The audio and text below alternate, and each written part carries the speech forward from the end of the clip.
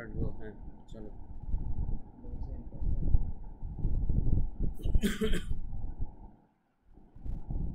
মাথা কাইটা গেলে বলো।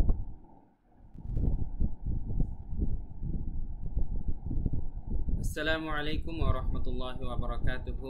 আলহামদুলিল্লাহ ওয়াসসালাতু ওয়াসসালামু আলা রাসূলিল্লাহ। প্রিয় শিক্ষার্থীবৃন্দ, আশা করি আল্লাহ তাআলার অশেষ রহমতে আপনারা সবাই অনেক ভালো আছেন। আজকে আমরা শিখব 14তম পৃষ্ঠার পরবর্তী অংশ, বাকি অর্ধেক। তো প্রথম কিছু আগের মতোই আমি আপনাদেরকে বলে দেব ইনশাআল্লাহ, এবং পরেরগুলো আপনারা আশা করি নিজেরাই পারবেন। এতদিন আমরা যা যা শিখেছি এখানে সেগুলোই রয়েছে, একটু শব্দগুলো শুধু বড়। তো আপনারা এই ভিডিওটার প্রথম অংশ একটু কাট হবে। আপনারা এই ভিডিওটি কয়েকবার দেখে আমি যেভাবে প্রত্যেকটা শব্দ বানান করছি ঠিক সেভাবে বানান করার রপ্ত করবেন আমারটা শুনে শুনে। এরপরে ফাইনালি আপনারা যখন শিখে যাবেন তারপরে টেস্ট দিবেন। আমি প্রথম থেকে আপনাদেরকে যদিও প্রশ্ন করব, তারপর আপনারা ভিডিও পজ করে করে প্রথমে উত্তর দিবেন, তারপরে আমার উত্তরটা শুনবেন আপনাদের শেখা হয়ে গেলে। তো আমরা শুরু করছি। এখানে সবার প্রথমেই আমরা যেই শব্দটি দেখতে পাচ্ছি সেটি হচ্ছে তা'লামুন। এটা কিভাবে আমরা বানান করব আমি এখন বলছি। তা আইন জবর তা, লাম জবর লা, তা'লা, মিম ওয়াও পেশ মু, তা'লামু, নুন জবর না, তা'লামুনা, তা'লামুনা। ঠিক আছে, দেখেন এখানে কোন নিয়মটা প্রয়োগ হয়েছে। পেশের বাম পাশে যজমওয়ালা ওয়াও এসেছে, এজন্য কিন্তু একালিফ টান হয়েছে। তা'লামুনা। ঠিক আছে, আমরা কিন্তু তা'লামুনা এভাবে বলিনি।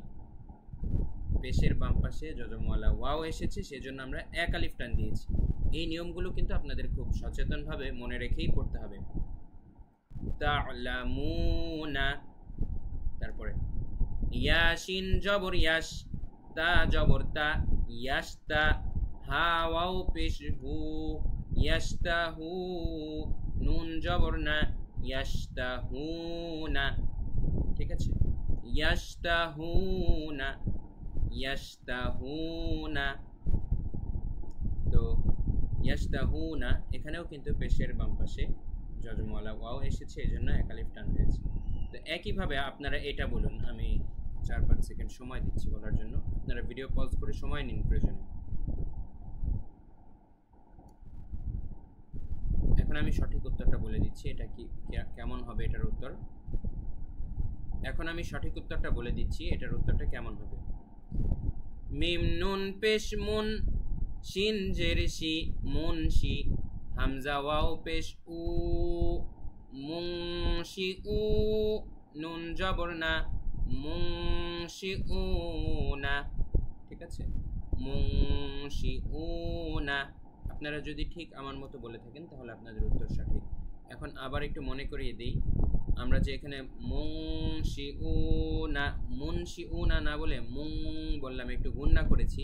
এই গুণনাটা আমরা কেন করেছি আমরা কিন্তু আগেই বলেছিলাম, কিছু নুন সাকিনের পরে বিশেষ কিছু অক্ষর আসলে গুণনা করতে হয়। সেই অক্ষরগুলো কি কি সেটা আমরা পরেও শিখবো বিস্তারিত আকারে।